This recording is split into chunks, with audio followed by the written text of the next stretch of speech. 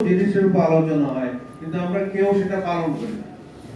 আমাদের এই ঘরেই হয়তো দেখা যাবে আমরা অনেকে সিগারেট খাই, কাজে আমাদের নিজেকে আগে সিগারেটটা বাদ দিতে হবে, তারপরে আমার পরিবারে যাতে সিগারেট কেউ না খায় সেই জন্য খেয়াল রাখতে হবে। আরেকটা জিনিস করতে হবে যে সিগারেটের বিরুদ্ধে যে সংগ্রামটা, এটা তো অত্যন্ত কঠিন। এই জন্য যারা সিগারেট কোম্পানির মালিক তারা কিন্তু পৃথিবীর তারা পৃথিবীকে চালায়। ব্রিটিশ আমাদের দেশের যে সিগারেট কোম্পানি, ওরা কারা? British American company. ওরাই তো পৃথিবীর মালিক, ওরা যা বলে তাই আমরা শুনতে বাধ্য হই। ওদের বিরুদ্ধে কিন্তু ফাইটটা কঠিন, কিন্তু আমরা একটা জিনিস আরেকটা জিনিস অল্টারনেটিভ করতে পারি। আমাদের কিন্তু আমরা জানি যে যেই জমিতে তামাক চাষ হয় ওই জমির কিন্তু উর্বরতা কমে যায়। আপনার ধরেন এক বছর তামাক চাষ করলেন, পরের বছর যদি ধান চাষ করে, ধান কিন্তু বেশি হবে না, অর্ধেকের কম। এবং আমাদের দেশে প্রায় এখন 1 মিলিয়ন হেক্টর জমিতে হিসাব হয় তামাক চাষ হয়।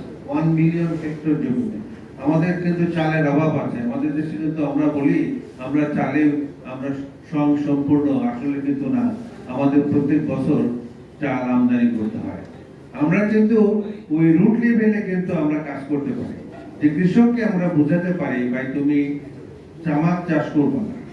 যদি আপনারা জানেন যে যেন মানুষ তামাক চাষ করে, এই জন্য যারা কোম্পানি তাদেরকে অগ্রিম টাকা দেয়, এটা কি বলে দাদন দেয়, কি বলে দাদন দেয়, অগ্রিম টাকা দিয়ে দেয়, যাতে করে মানে কৃষক তামাক চাষ করে। আমাদের গ্রাম লেভেলে আমাদের কাজ করতে হবে, আমাদের যাতে কৃষক গুলোকে আমরা এই সমস্ত কোম্পানির হাত থেকে রক্ষা করতে পারি। এই ব্যাপারে আমাদের যারা সমাজের যারা নেতৃস্থানীয় আছেন, বিশেষ করে পলিটিক্যাল লিডার যারা আছেন, এমপি মহোদয়রা আছেন, যারা গ্রাসরুট লেভেলে কাজ করেন, যারা সবাইকে চেনেন, তারা যদি সুযোগ পান, তাদেরকে যদি একটু অনুপ্রেরণা দেন যে ভাই তুমি ধান চাষ করো, ওতে তোমারও স্বাস্থ্য ভালো হবে, আমারও দেশেরও কাজে লাগবে, তামাক চাষ করবো না।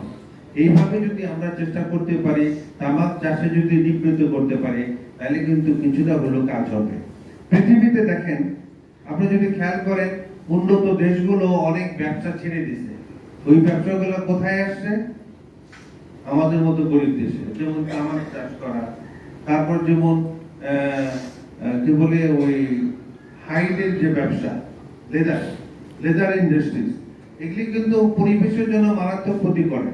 এই সমস্ত ইন্ডাস্ট্রিজ গুলো দেখবেন আমাদের মতো গরিব দেশে আসে, এবং আমরা এটার জন্য আমাদের পরিবেশকে ধ্বংস করি কিছু আর্থিক সুবিধার জন্য। আমরা যেহেতু আমাদের ডিমান্ড বেশি, আমাদের প্রয়োজন বেশি, আমরা কিন্তু এতটা আমাদের পরিবেশের মধ্যে খেয়াল রাখতে চাই না বা পারি না, বিকজ আমাদের ওই ভবিষ্যৎ চিন্তার ক্ষেত্রে আমাদের কিছু প্রতিবন্ধকতা আছে। আমি সেই জন্য অনুরোধ করবো আমাদের সবাইকে, সাংবাদিক ভাইদেরকে, যারা আপনারা এখানে আসছেন, তারা যদি সবসময় এই ব্যাপারগুলোতে লেখালেখি করেন, তাহলে কিন্তু অনেকটা কাজ হবে।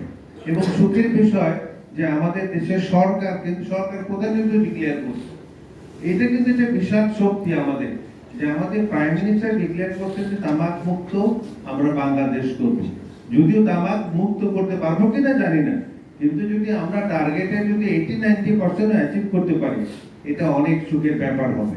আমরা কয়েকদিন আগে আমরা এনবিআর এ গিয়েছিলাম, এনবিআর এর কর্মকর্তাদের সঙ্গে মানে কথা বলার জন্য যেন তারা ট্যাক্স বৃদ্ধি করে। আমি আমার খুব ভালো লাগছে যে এনবিআর এ যারা কর্মকর্তা আছেন তারা কিন্তু এই জিনিসটা ভালো বোঝেন। তারা সবাই কিন্তু আমরা যে এই আন্দোলনটা করছি, আমাদের সঙ্গে তারা আছেন, এবং তারা রিয়ালাইজ করে যে তামাক দেশের জন্য কি মারাত্মক ক্ষতি করে, এবং তামাক কর বাড়ানো উচিত।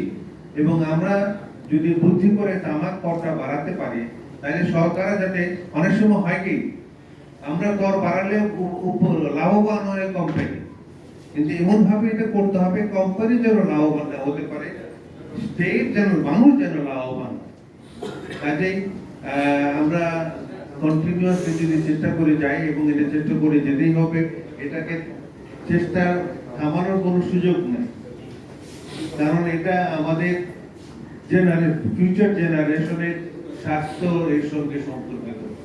আমরা যেভাবে হোক না কেন আমরা অশুদ্ধ জাতি হিসাবে যদি বেঁচে থাকি আমাদের সময় শেষ, কিন্তু ভবিষ্যতে যদি আমরা জাতি গঠন করতে চাই তাহলে আমরা সুস্থ সবল জনগোষ্ঠী চাই।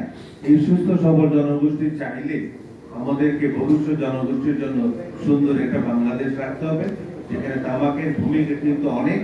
আমাদের যে অসমগ্র ব্যাধি তার বেশিরভাগই কোনো না কোনো ভাবে তামাকের সাথে সংশ্লিষ্ট, এবং উচ্চ রক্তচাপ এবং হৃদরোগের ক্ষেত্রে 50% রেসপন্সিবল হলো শুধু তামাক। কাজে তামাকটা আমাদের বাদ দিতে হবে এবং এটা আমাদের প্রতিজ্ঞা করতে হবে।